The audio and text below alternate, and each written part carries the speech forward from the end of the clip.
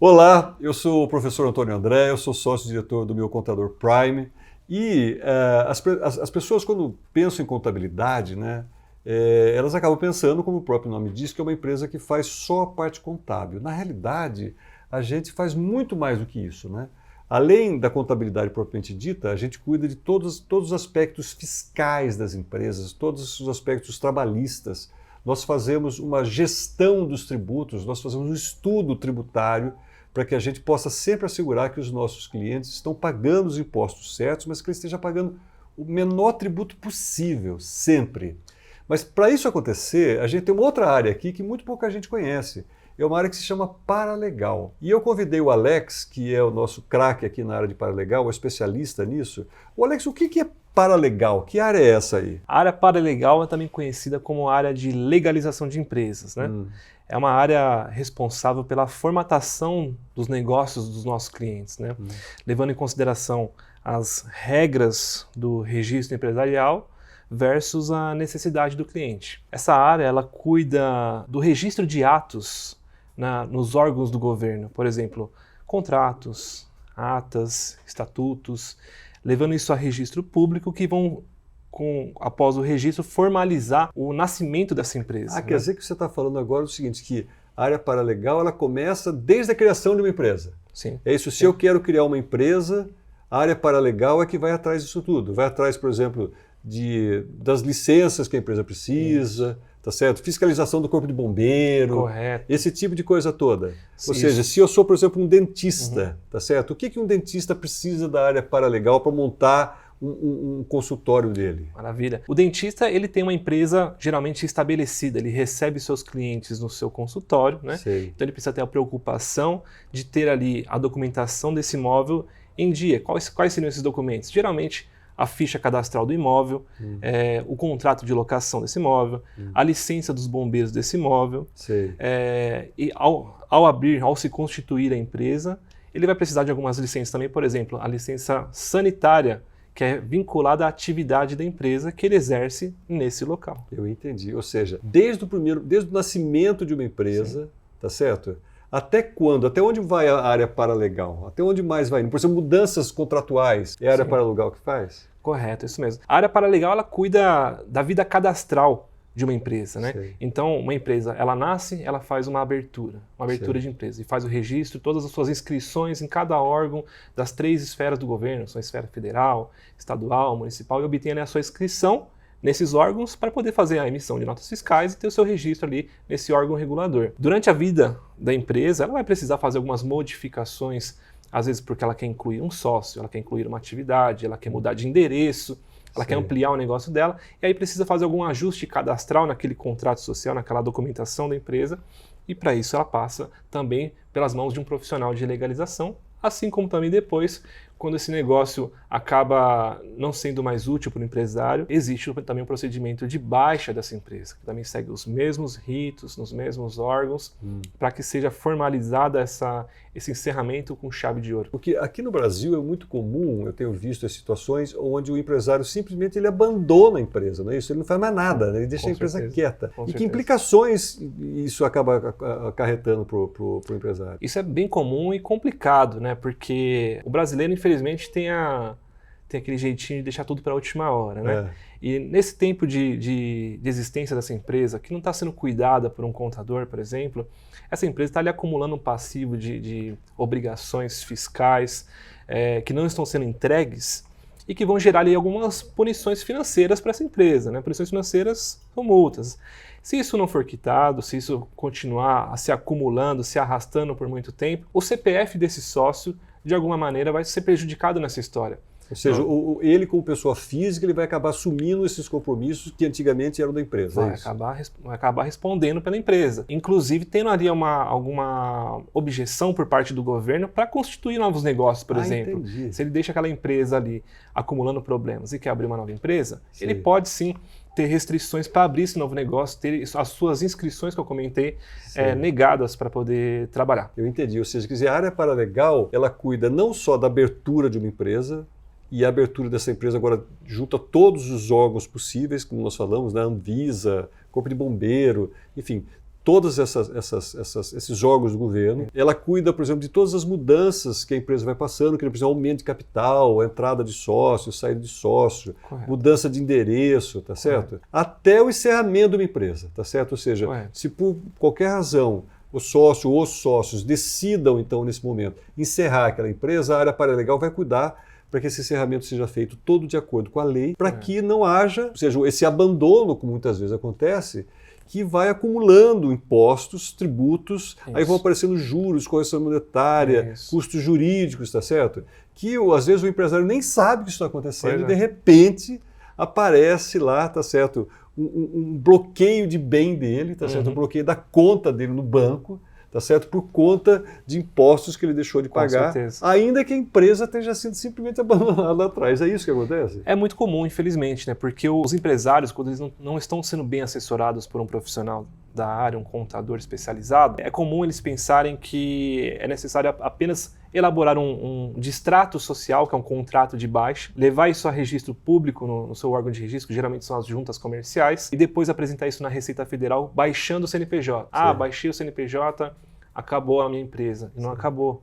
Na verdade, como você deu um exemplo, por exemplo, dos dentistas, por exemplo, né? O dentista, ele tem, assim como todas as outras demais empresas, elas precisam de uma inscrição na prefeitura para emitir notas fiscais e de prestação de serviço. Se você baixa somente o CNPJ, você não fez uma baixa completa. Você precisa apresentar essa documentação na prefeitura também, para que a prefeitura tenha ciência de que essa empresa foi baixada. E é comum nos códigos tributários de cada município existir ali uma previsão, por exemplo, com um prazo de atualização para se apresentar esse registro que um dia você levou na junta comercial e dar conhecimento na prefeitura. Se você não leva, você pode sofrer ali uma punição por parte do município, com uma autuação de uma multa, por exemplo, que é bem desagradável. Outro órgão também importante, no caso do dentista também, que você se cogitou aqui, assim como outras profissões liberais, é o registro no conselho profissional. Então, assim, se você faz a baixa na junta comercial, a baixa do CNPJ, faz a baixa na prefeitura e você não atualizar o conselho profissional da categoria dessa atividade, que no caso é o conselho dos dentistas, ele também vai continuar ali cobrando anuidades dessa empresa, porque ele não tem ciência da baixa da empresa, né? Ou seja, abrir uma empresa no Brasil não é uma tarefa fácil. Nem um pouco. Tá certo? Porque a gente ouve muita propaganda, olha, abra seu CNPJ num dia, 2 dias, não sei o quê, né? O fato de uma empresa ter o CNPJ já é suficiente para poder operar ou não? Não. Não é? Não, o CNPJ é o meio do processo, né? Geralmente, quando a empresa constitui o seu CNPJ, é como se fosse ter um CPF de uma pessoa física. Ela teve um registro na Receita Federal, ela nasceu, ela tem um registro inicial, um contrato já registrado também na junta comercial, porém, ela não está ainda capacitada, habilitada para emitir notas fiscais, que é um ponto-chave para todo empresário, né?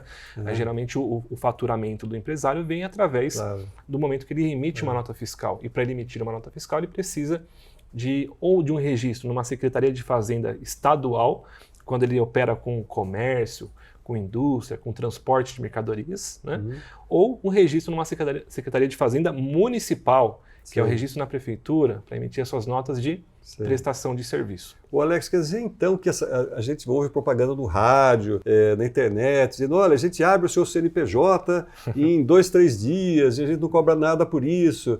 Quer dizer que isso, na realidade, não é suficiente, tá certo? Ele precisa muito mais do que isso, é isso, né? Precisa muito mais do que isso, né? O Brasil, uma grande parte das empresas constituídas no Brasil em funcionamento são as micro e pequenas empresas. Certo. As micro e pequenas empresas são empresas optantes por um regime que se chama Simples Nacional, que é um regime que oferece um benefício tributário, a economia de impostos para o empresário, né? Essa etapa, que é a cereja do bolo de um processo de legalização, por exemplo, uma constituição de uma empresa, é uma etapa que tende a ser uma etapa no meio do processo, porém tão importante quanto qualquer outra, e que leva-se um tempo de análise ali em torno de 10 dias úteis aproximadamente, para ter uma devolutiva por parte da Receita Federal.